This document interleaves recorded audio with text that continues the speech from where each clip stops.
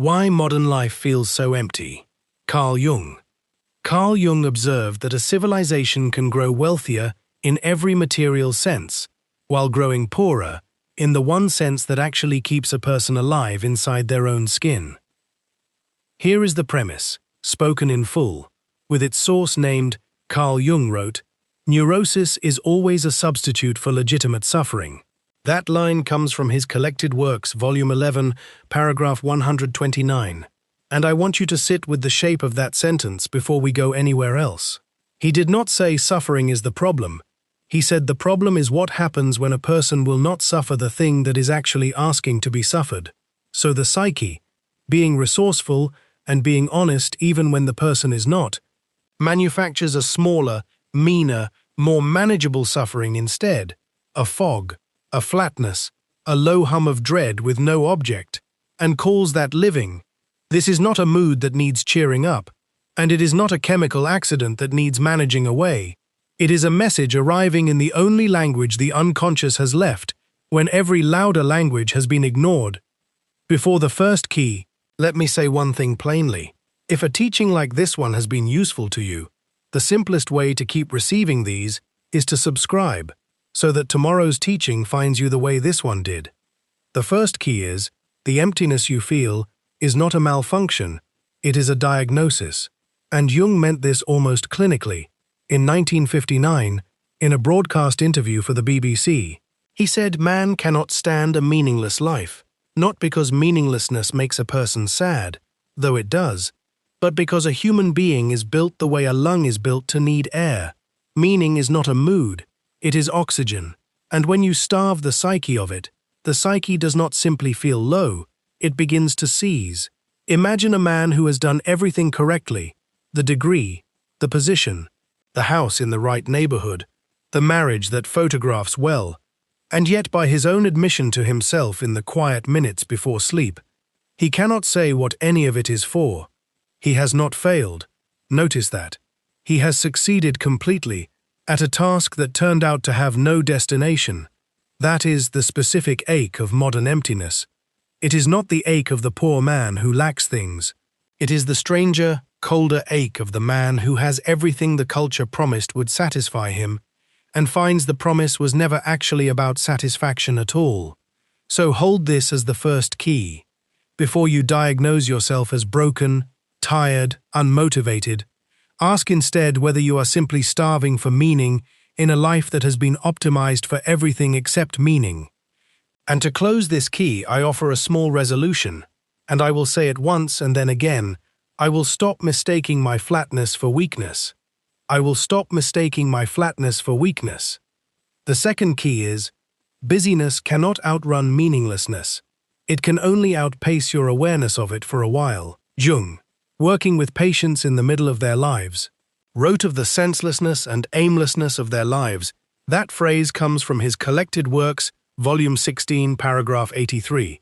And what strikes me about it is where he places the two words together, senselessness and aimlessness, as if they are two symptoms of the same disease, rather than two different complaints.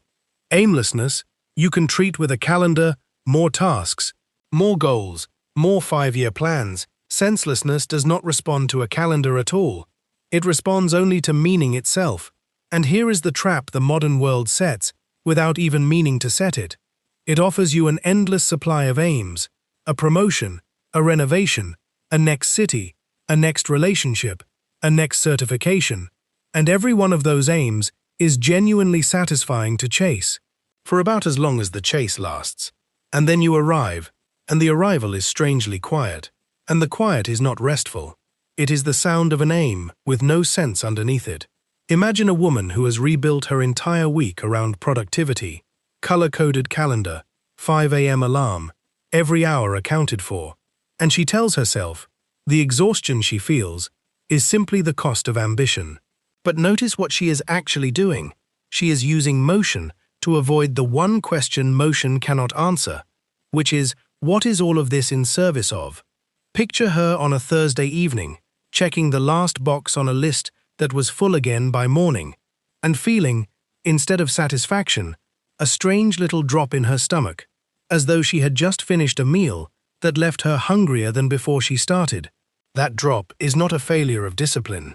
It is the senselessness Jung named, arriving right on schedule the moment the aimlessness stops distracting her from it. And the tragedy is, she will likely read that drop as evidence she needs a bigger list, a stricter schedule, a new productivity system. So tomorrow, she adds another aim, and the aim works again, for a day, and the drop returns again, slightly heavier. This is the loop, and it will run for years if it is never questioned, because motion is genuinely rewarding. The culture applauds it, the calendar fills with proof of it, and none of that proof ever touches the actual question waiting underneath. Jung would not have called her lazy or undisciplined. He would have called her a person running very fast, directly away from the one room in the house she has not yet dared to enter. And he would have added that the room does not go away simply because she keeps the hallway lights on and keeps moving past its door. This is not solved by more willpower. Willpower is precisely what built the loop in the first place. It is solved only by the harder, slower question. So let this key close with its own resolution, spoken once and again. I stop confusing motion with meaning. I stop confusing motion with meaning. The third key is, there are two kinds of pain, and modern life has become extraordinarily good at manufacturing the wrong one. Jung's phrase again, neurosis is always a substitute for legitimate suffering. And I want to slow down on that word legitimate, because it does the whole job of the sentence. Legitimate suffering is the pain that belongs to you, the grief you have not yet grieved, the ambition you abandon to please someone else, the marriage you have not been honest inside of, the calling you talked yourself out of at 22 and have quietly resented ever since. This pain, when you finally let it move through you, changes you. It has a shape and a direction and an end. Call it fertile pain. It is the pain of labor. It produces something. But when a person refuses that pain, when they will not sit with the grief, or speak the honest sentence, or admit the abandoned calling, the psyche does not simply let the matter drop. It substitutes a counterfeit, a diffuse anxiety with no object, a restlessness that ruins Sunday evenings, a flatness that no vacation touches. Call this sterile pain. It produces nothing. It only recurs. And here is the diagnostic difference you can actually use this week. Fertile pain, when you finally face it, brings relief on the other side, even if the relief is hard-won. Sterile pain brings only more of itself. It does not resolve. It repeats, and there is a second way to tell them apart. Fertile pain has a name.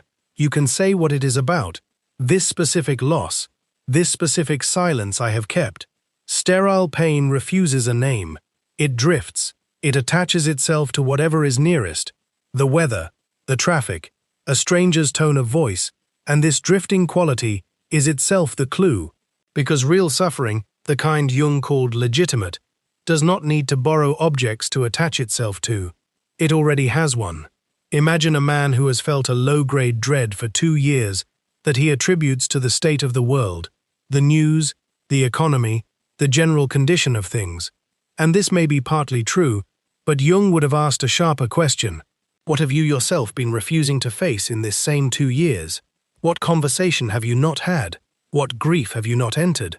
Because it is remarkable how often the world's condition becomes the acceptable place to park a suffering that actually has your own name written on it. Picture this same man on an ordinary Tuesday. The dread rises around 4 in the afternoon, right on schedule, and he reaches for the explanation that costs him nothing.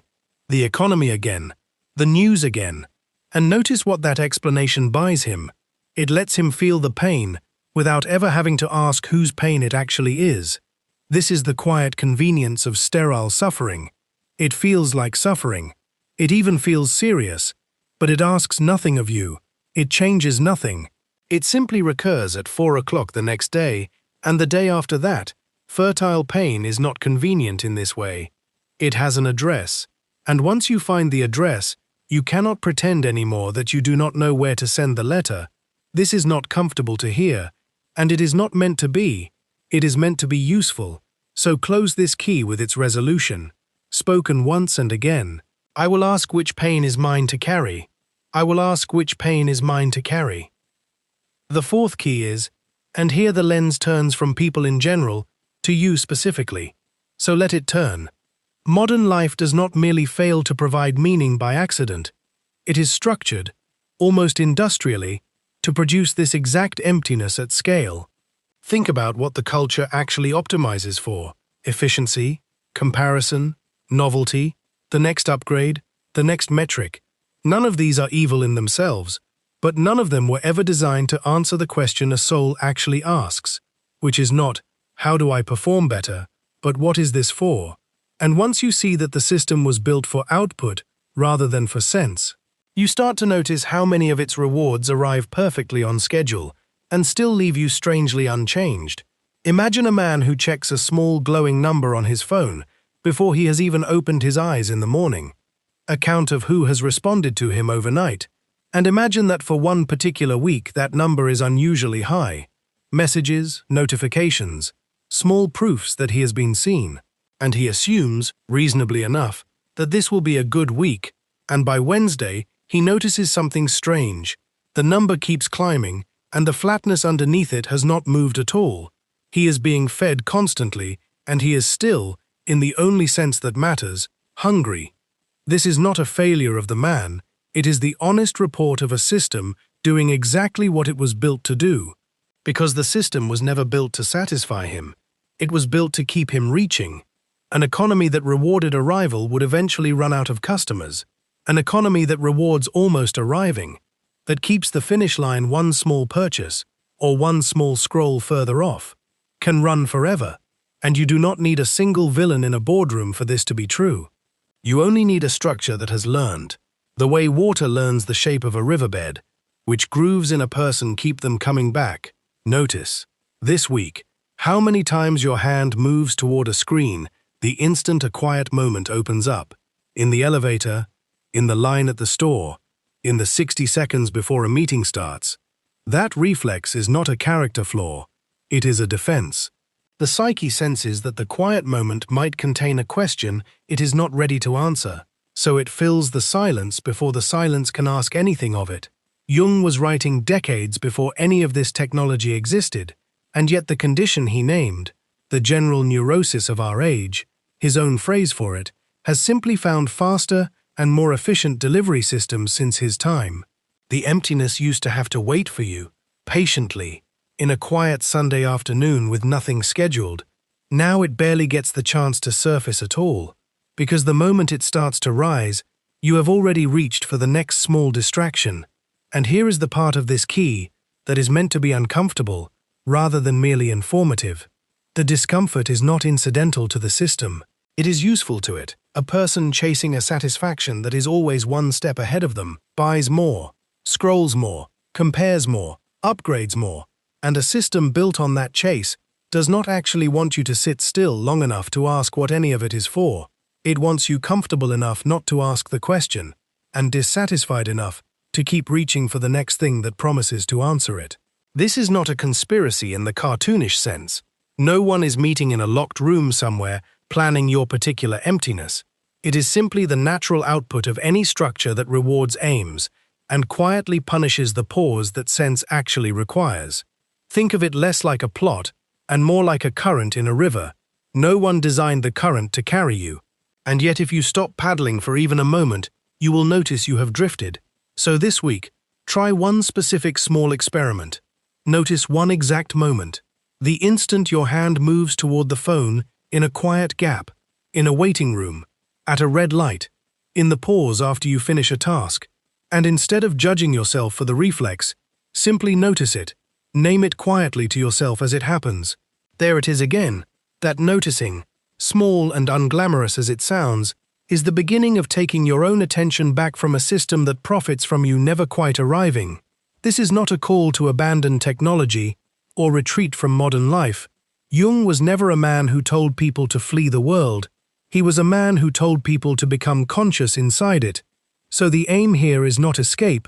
The aim is awareness. Awareness of the current, so that even while you are still swimming in it, you know it is a current and not simply the shape of your own soul.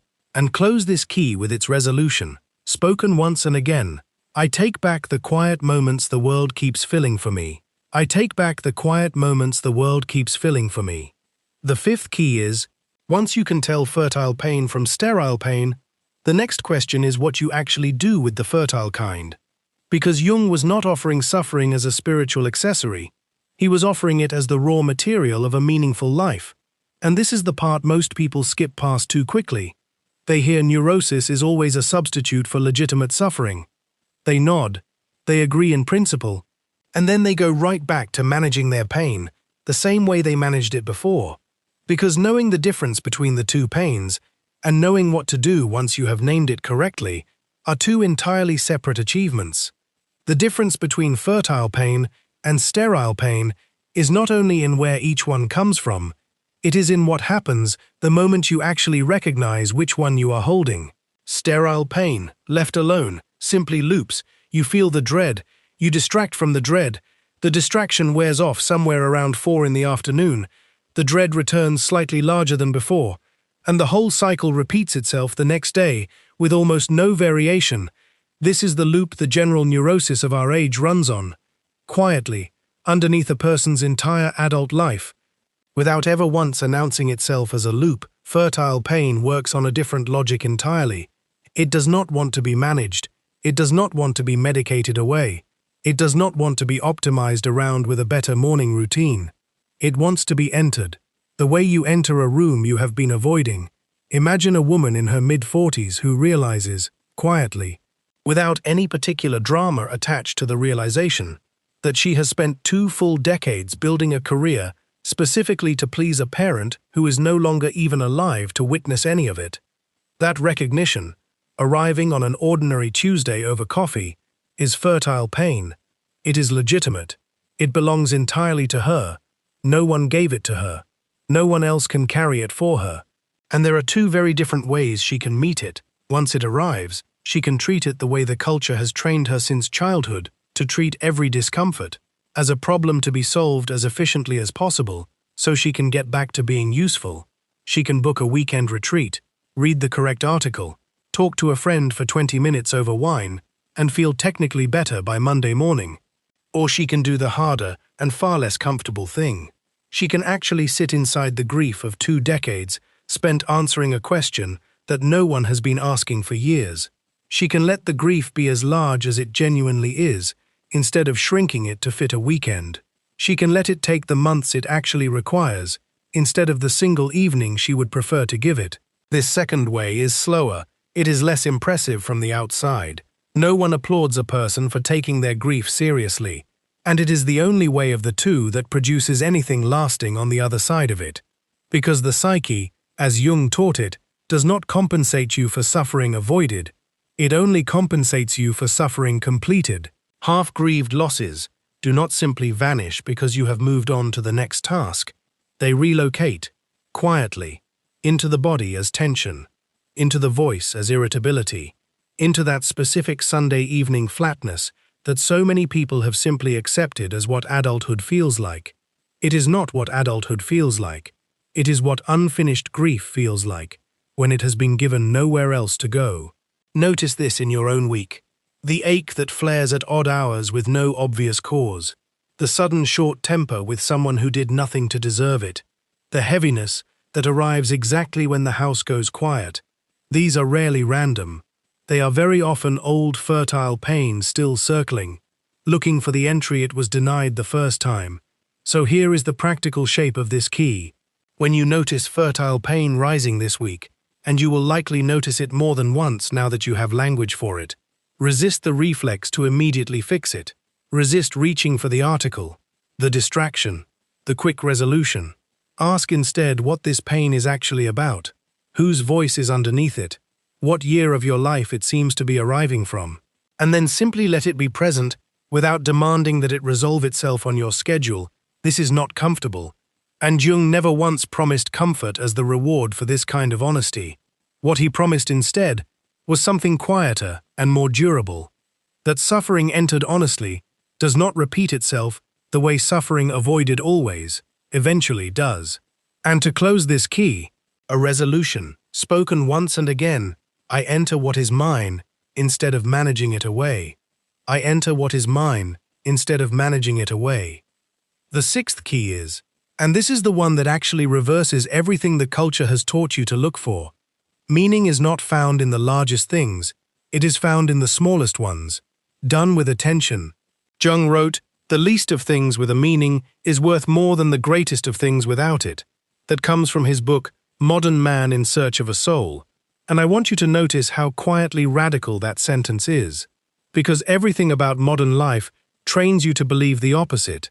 That meaning scales with size. The bigger house, the bigger title, the bigger audience, the bigger achievement. Surely somewhere up that ladder meaning is waiting for you like a prize kept just out of reach. But Jung, who sat across from genuinely successful people for decades, physicians, industrialists, professors, people who had climbed every rung available to them, watched them describe their own lives as hollow at the top, and he concluded the opposite of what the culture teaches. Meaning does not live at the summit of the ladder, it lives in the texture of ordinary hours, in whether the conversation you just had was honest, in whether the work you did this afternoon was done with your whole attention or merely to get it finished and off your desk, in whether you noticed the specific quality of light in the room you are sitting in right now. This is not a small consolation offered to people who cannot reach the big things. It is the actual location of meaning itself, and if that is true, then the whole architecture of striving that modern life sells you, more, bigger, next, is not just incomplete, it is pointed in the wrong direction entirely. Imagine a man who spends 30 years working toward a single afternoon, the afternoon he retires, the gold watch afternoon, the one he has pictured for decades as the moment everything finally arrives and settles into place. And the afternoon comes, and it is, by his own quiet admission to himself, strangely thin. The applause fades within the hour, the office empties, and he drives home along a road he has driven 10,000 times without ever once noticing what was actually along it. The particular bend where the light falls a certain way in autumn, the house with the crooked chimney he passed every single morning without seeing. He had spent 30 years so oriented toward the size of the destination that he had trained himself out of noticing the smallness of the road. And this is the trap Jung is naming. Not that ambition is wrong, but that a life aimed only at the large horizon quietly starves itself of the very thing it was hoping the horizon would eventually contain. So here is a practice worth trying this week, and I want to be specific about it. At the end of each day, instead of asking yourself, "What did I accomplish?" which is the question the culture has trained into you since childhood, ask a smaller and much stranger question. Where today did I actually feel present? It might have been 5 minutes. It might have been a single, unremarkable conversation. It might have been the walk to your car in the cold, with no one watching, and nothing to show for it. Write it down. Just the plain fact of it. No analysis required yet. No meaning imposed on it by force. Simply the noticing. And do this for 7 days in a row. What you will very likely discover, if you are honest in the doing of it, is that the moments that come back to you at the end of the week are almost never the achievements. They are the small, unremarkable moments when you were, for once, fully there. This is what Jung meant by the least of things with a meaning. And his claim, stated plainly, is that a life built from many such small, honest moments outweighs, in actual felt significance, a life built from a few enormous hollow ones. This is not poetry offered to soften a hard week. It is closer to a clinical observation, from a man who watched hundreds of people discover it too late. I want to be honest with you here too, because accuracy matters more than a satisfying sentence. There is a phrase that circulates constantly in this exact territory: "Show me a sane man and I will cure him," attributed to Jung everywhere online. On the very kind of channel making this kind of video, he never said it. There is no source for it anywhere in his writing, in his letters, in his seminars, nowhere. And I mention this not as a footnote, but because it matters. What you carry forward from tonight should be accurate, rather than borrowed from somewhere convenient. The real teaching does not need the fake sentence propping it up. It stands entirely on its own 2 feet. The least of things with a meaning outweighs the greatest of things without it. That is enough. That was always enough.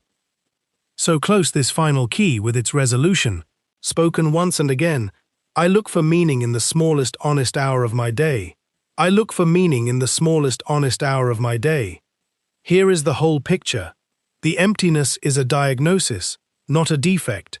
Busyness cannot outrun meaninglessness. It only postpones the reckoning.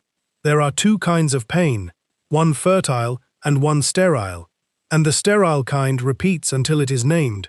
Modern life is structured to manufacture the sterile kind at scale, and noticing this is the first act of taking your attention back. Fertile pain, entered rather than managed, produces the very meaning the sterile kind can never provide. And finally, that meaning was never hiding in the large achievements at all. It was waiting quietly in the smallest attended hour of an ordinary day. This is not a bleak picture, even though parts of it asked something difficult of you. It is in fact a kind of relief, because it means the emptiness was never a verdict on your worth.